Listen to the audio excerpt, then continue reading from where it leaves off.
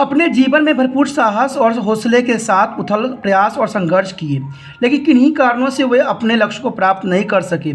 ऐसे लोगों को भी देखा होगा जो बड़े ही ईमानदारी, मेहनती और संघर्षशील और सदैव उत्साह से भरकर काम करते हैं। जरूरत नहीं है कि वे लोग बहुत धनवान या सुविधा संपन्न हों, बल्कि कई बार तो लोगों को मामूली सुविधाएं का भी अभाव झेलना पड़ता है। अभाव में रहते हुए भी ये किसी से कोई शिकायत नहीं करते हैं, दूसरे के सामने हाथ नहीं फैलाते हैं, अपने भावों को दूसरे सामने रोना नहीं रोते हैं। ऐसे लोग संघर्ष से पूरा ईमानदारी से और सख्ती से करते हैं, लेकिन हमेशा सफल नहीं होते हैं। सफलता को ही सब कुछ मानने वाले समाज में ऐसे लोगों की उपेक्षा ही हमेशा सही होती है। हर दोस्तों, कैसे हो? आज हम करने जा रहे हैं उनको प्रणाम क्लास 10th NIMS बोर्ड का बहुत ही इंपॉर्टेंट चैप्टर ही माना जाता है। ठीक है, ये बहुत ही बात सिखाने की कोशिश करता है। उससे पहले मैं बताना चाहूँगा कि अभी भी लाइक सब्सक्राइब नहीं किया है तो कर लीजिए, क्योंकि इससे मुझे खुशी मिलती है कि आपको पसंद आया। ठीक है, देखिए दोस्तों, ये लाइक करना, शेयर करना, ये तो आपका काम है। मेरा काम तो आपको सही मार्गदर्शन करना है कि चैप्टर में क्या है, लेखक ने क्या कहा है, राइटर ने क्या कहा है, पोएट ने क्या कहा है। ये मेरा बताने का उद्देश्य है। और आपका उद्देश्य ये है कि हर एक व्यक्ति का भलाई हो, इसलिए आपका दोस्त, ठीक है, आपका रिश्तेदार, आपके गली मोहल्ले में जितने बच्चे NIMS के रहते हैं उनको इसके बारे में बताना है और आपको भी इस चैनल को आगे बढ़ाना है। और साथ में एक सबसे अच्छा इंस्ट्रक्शन आप लोग को मैं यही देता हूं, कभी भी आप ये वीडियो देखिए तो पूरा वीडियो देखिए, क्योंकि पूरा वीडियो देखिएगा तभी लास्ट में आपको निष्कर्षण पे आप पहुँचिएगा। नहीं तो अधूरा जानकारी सबसे अधिक खतरनाक होता है। इससे मेरा विचार यही है कि आप इस चैनल को ना देखें। ठीक है, अगर नहीं देखिएगा तो ही अच्छा है, क्योंकि अधूरा चीज़ मैं नहीं चाहता कि मेरे देश के जो बच्चे हैं, भविष्य हैं, वो अधूरा जानकारी रखे और वो उनका जीवन बेकार हो जाए। क्यों? इसका कारण यही बच्चों बनता है। मैं बहुत से बच्चों को मैं देखता हूँ, उनसे पूछता हूँ कि आपने यह कहाँ से सीखा है, तो वो कहते हैं कि मैंने इनके वीडियो देखा, मैंने उनको वीडियो देखा है। तो वो मैं कहता हूँ कि आपने देखा तो आपने क्या सीखा?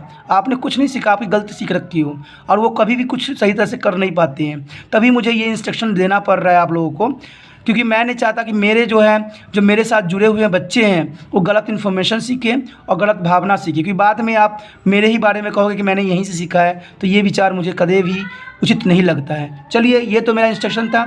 हम देखते हैं उनको प्रणाम में जो कवि है वो क्या कहना चाहते हैं। उनको प्रणाम। जो नहीं हो सके पुण्य काम, मैं उनको करता हूँ प्रणाम। कुछ कुटिल और कुछ लक्ष्य भ्रष्ट, जिनके अभिमंत्रित तीर हुए, रण की समाप्ति के पहले ही जो वीर रिक्त तुनीर हुए, उनको प्रणाम। दोस्तों, मैं इसको प्रसंग बताने से पहले एक बात कहूँगा ज़रूर कि जो ये चैप्टर जो इसका आप लिखोगे, प्रसंग लिखोगे, ये जो कविता है उनको प्रणाम, ये नागार्जुन द्वारा चरित्र है। इसमें उन्होंने उन व्यक्तियों के बारे में कहा है जो कि संघर्ष करते हैं बट उनको जो है सही प्रतिफल नहीं मिलता है, उनके प्रति उन्होंने आदर सम्मान प्रकट किया है। तो ये तो आपका हो जाएगा प्रसंग। सार जो होगा या व्याख्या जो होगा कुछ इस तरह से होगा। इसमें इस पंक्ति में जो है कवि ने ये कहने की कोशिश किया है, कुछ लोग जो होते हैं प्रति आदर का भाव प्रकट करने की कोशिश किया जा रहा है, जिन लोगों ने बहुत ही परिश्रम किया और संघर्ष किया और बहुत ही आगे बढ़ने की कोशिश किया, बट उन्हें क्या हुआ? असफलता मिली। लेकिन जिन्होंने किसी कारणवश लक्ष्य को प्राप्त नहीं कर सके। जीवन में अपने लक्ष्य को प्राप्त करने के लिए हर व्यक्ति कुछ न कुछ प्रयास करता है। कुछ लोग अपने प्रयासों में सफल हो जाते हैं और कुछ लोग जो सफल नहीं हो पाते हैं। लेकिन कुछ ऐसे भी होते हैं जो प्रयास तो करते हैं लेकिन लक्ष्य प्राप्त नहीं कर पाते हैं। आमतौर पर सफल होने वाले का सम्मान किया जाता है, लेकिन कभी ऐसे लोगों को संघर्ष के प्रति आदर का भाव प्रकट करते हैं, उन्हें प्रणाम करता है जो सफल नहीं हो सकते हैं। ठीक है, आगे की पंक्ति में कवि ने यह कहने की कोशिश किया है, ऐसे वीर के बारे में बात कर रहा है जो युद्ध के मैदान में पूरे तैयारी उल्लास के साथ गए थे, जिनके पास अभिमंत्रित तीर थे, यानी ऐसे तीर जो लक्ष्य को भेदने में पूरी तरह सक्षम थे, मगर जब युद्ध हुआ तो किन्हीं कारण से उनके तीर लक्ष्य को भेदने में नाकाम हो गए, अर्थात अपना कार्य ठीक से नहीं कर सके, अपने उद्देश्य में सफल नहीं हो सके। जो युद्ध के मैदान में गए थे, लड़ने के लिए गए थे, लेकिन लड़ाई समाप्त होने से पहले ही उनके जो तर्कस खाली हो गए। प्राचीन काल में धनुष और बाण का प्रयोग युद्ध में किया जाता था। बाणों के अर्थात तीरों को रखने के लिए योद्धा तर्कस का उपयोग करते थे। कविता की इस पंक्ति में तूत नीड़ शब्द तर्कस के लिए लिया गया है और रिक्त तुनीर का आशय तर्क का तीरों से खाली हो जाना माना गया है। तो निरंतर चुकते रहते हैं। दरअसल में एक भी तीर नहीं बचे जो उसे समय पर योद्धा के मन की दशा कैसी होगी, इसका कुछ अनुमान आप सब आसानी से लगा सकते हैं कि आपके सामने दुश्मन खड़ा है और आपके जो तीर धनुष है वो एक भी नहीं है।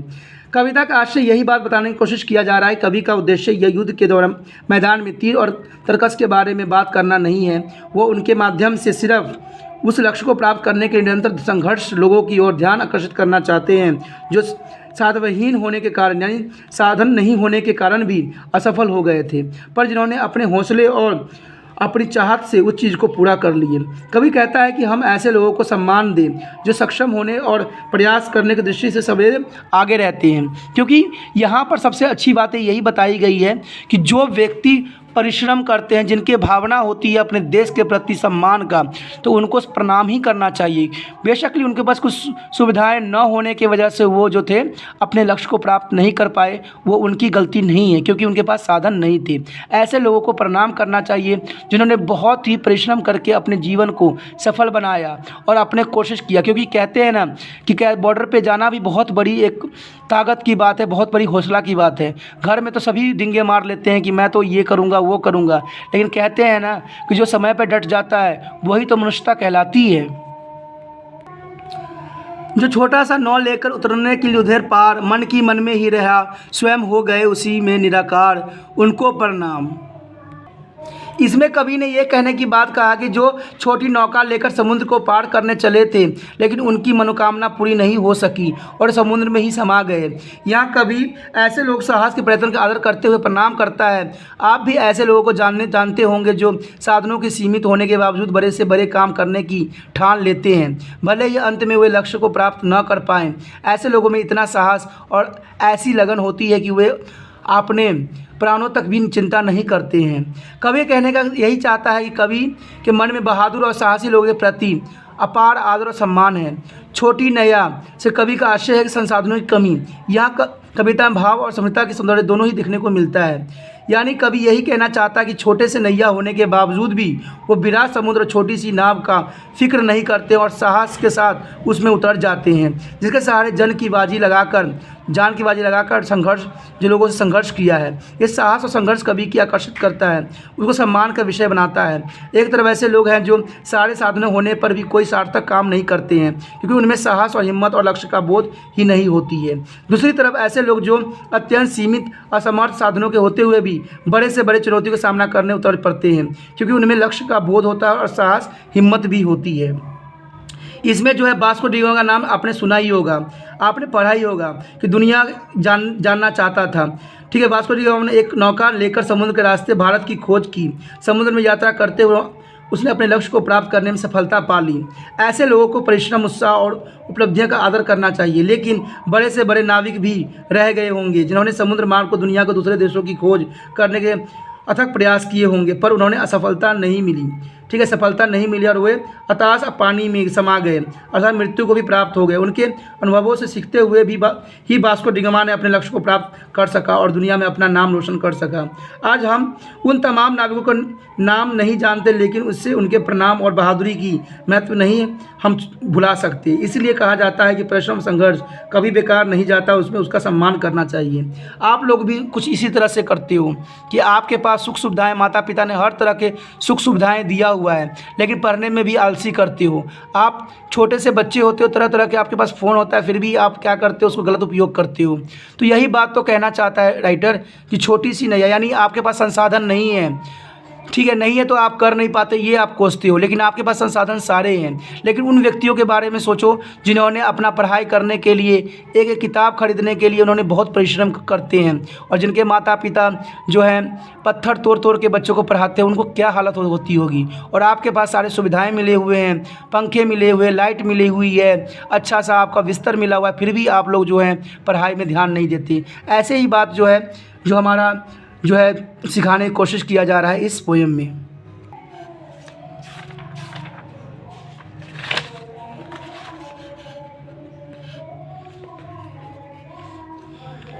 इस लाइन में कवि इतना ही कहना चाहते हैं कि जो बर्फीली पहाड़ की सबसे ऊंची चोटी पर पहुंचना चाहते थे, लेकिन चाहते ही नहीं, लेकिन वो जब पहुंच ना पाए, लेकिन उनके लिए उन्हें कोशिश भी किया। कोशिश भी एक बार नहीं अनेक बार किया, फिर भी अपने उत्साह को बटोरा। पीछे सफलता के भुलाकर फिर नया उत्साह उन्होंने बढ़ा। उनको प्रणाम। आदर करने के लायक भी है ना ऐसे लोग, कभी भी ऐसे लोगों को प्रणाम कर रहा है। जैसे ऐसे लोग जो बार बार कोशिश किया और अपने लक्ष्य को प्राप्त करने के लिए असफल भी हुए, लेकिन फिर भी वो उन्होंने कोशिश करते रहे। आपको पता ही होगा हिमालय की सबसे ऊंची चोटी पर चढ़ने वाले तेनजिंग की पूरी दुनिया जानती है, लेकिन हिमालय के शिखर पर चढ़ने का प्रयास करने वाले तेनजिंग पहले व्यक्ति नहीं थे। उनसे भी न जाने कितने लोगों ने शिखर पर चढ़ने की कोशिश किया होगा, लेकिन सफल नहीं हुए। इससे उन तमाम असफल लोगों का प्रयास बेकार नहीं हो जाता, बल्कि उनके अनुभवों से सीख कर ही तेनजिंग शिखर पर पहुंचने में सफल हो सके थे। कभी इन पंक्तियों में उन लोगों को प्रणाम करने की इच्छा व्यक्त करता है जो तो बर्फीले शिखरों पर चढ़ने के लिए फिर बर्फ़ खिसक जाने पर ऐसी ही किसी विपत्ति के कारण बर्फ़ के नीचे दब गए।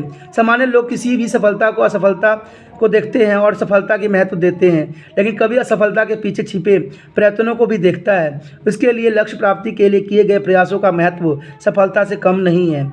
ऐसे लोगों को कभी बार बार प्रणाम करता है।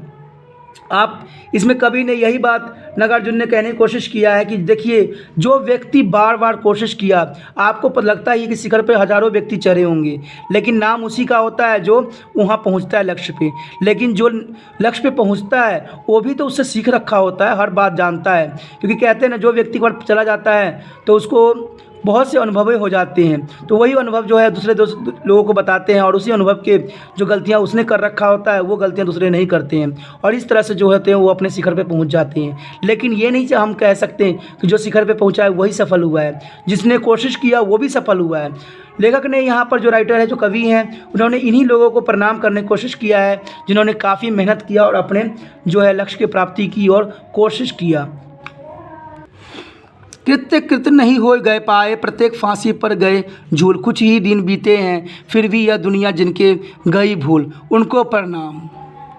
इस पंक्ति में कवि ने उन देशभक्तों को जिक्र किया है जिन्होंने देश की स्वतंत्रता कराने के लिए अपने प्राणों की बाजी लगा दी, लेकिन जो आज़ादी का सुख नहीं ले पाए। ऐसे त्यागी व्यक्ति तब निस्वार्थ भाव को काम करने वाले हम जल्दी ही भूल गए, जबकि ऐसे लोगों को हमें सदैव याद रखना चाहिए। कवि यहाँ पर हमारी एक कमी की ओर संकेत कर रहा है, वह है कि हम सभी अच्छी बुरी बातों को जल्द ही भूल जाते हैं। हम उन त्यागी वीरों को भी बहुत जल्दी भूल जाते हैं जिनके बलिदान के कारण हम आज अस्तित्व में हैं, स्वतंत्र हैं। हमें अच्छी बातों को भी याद रखना, उनसे प्रेरणा लेना चाहिए और बुरी बातों को भूलकर आगे बढ़ना चाहिए। इसमें कवि ने उन लोगों को याद करके प्रणाम किया है जिनके संघर्ष और बलिदान के कारण हम आज स्वतंत्र देश की नागरिक हो चुके हैं। देश को अंग्रेज शासन ने आज़ाद कराने के लिए बहुत से लोगों ने सार्थक प्रयास किया। चंद्रशेखर आज़ाद, भगत सिंह, राजगुरु, सुखदेव, राम प्रसाद विलप्स, असफ अली खां, राजेंद्र सिंह की लाहड़ी, रोशन सिंह आदि का नाम आपने जरूर सुना होगा। देश को आज़ाद कराने वाले इन वीर सपूतों को अंग्रेज़ों ने फांसी पर लटका दिया, लेकिन इनके अलावा और बहुत से लोग थे जो आज़ादी की लड़ाई लड़ रहे थे।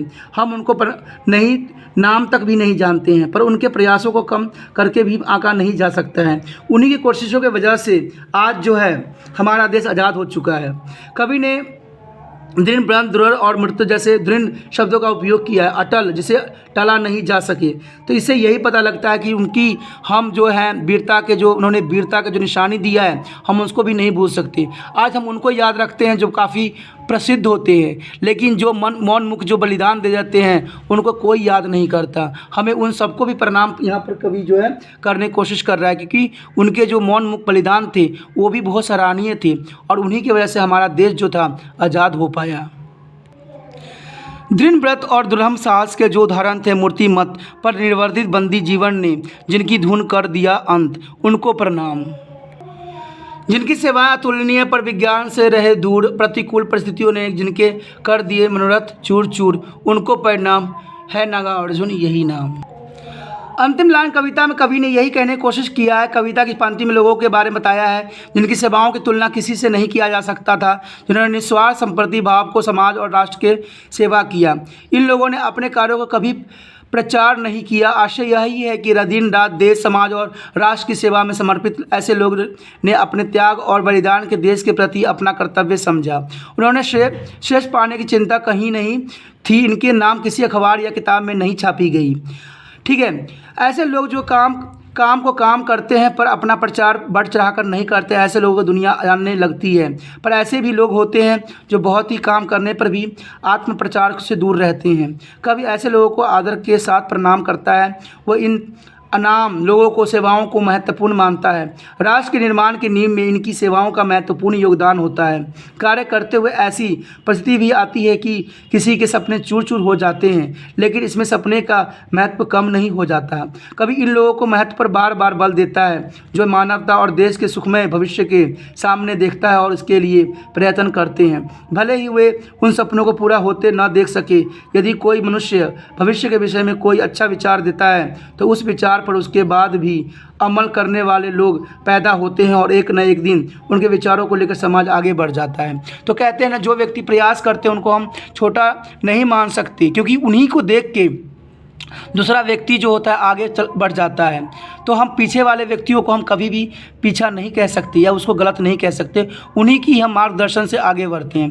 दोस्तों, इसमें सारांश यही है कि इसमें पोएट ने जो है नागार्जुन जी ने बहुत ही अच्छी बात बताई है कि देखिए, जो व्यक्ति आपको समक्ष जो है जो कामयाब पे चढ़ा हुआ है हम उसी को देखते हैं, लेकिन हम उन लोगों को नहीं देखते हैं। आपको पता है कि जो ताजमहल बनाई गई थी, हम सिर्फ ताजमहल के बनवाने वाले का नाम जानते हैं, लेकिन कितने मजदूर ने बनाया हम उसका नाम नहीं जानते हैं। तो ये क्या है, क्या रहस्य है? आपको पता माउंट एवरेस्ट हो या कोई भी जो महान कार्य बहुत से लोगों ने किया, आज़ादी में भी बहुत से लोगों ने अपना महत्वपूर्ण योगदान दिया। क्या एक व्यक्ति से पूरी आज़ादी मिल सकती थी? कदाचित नहीं। अंग्रेज भी तब भागे जब उनको लगा कि प्रत्येक जनमानस जो है उनको यहाँ पर रहने नहीं देगा, तब जाके उनका पैर उखड़ गई। लेकिन हम लोग तो उन्हीं लोगों को, देशभक्त को याद करते हैं जो महान कसौटी पे थे, जो लीडर थे, उसी के नाम की हम चर्चा करते हैं। लेकिन एक दिन हमें ऐसा भी करना चाहिए कि उन सुपुत्र जिन्होंने मौलमुख बलिदान दे दिया, वह एक नागरिक जिन्होंने अपने देश की खातिर अपना प्राण न्यौछावर कर दिया,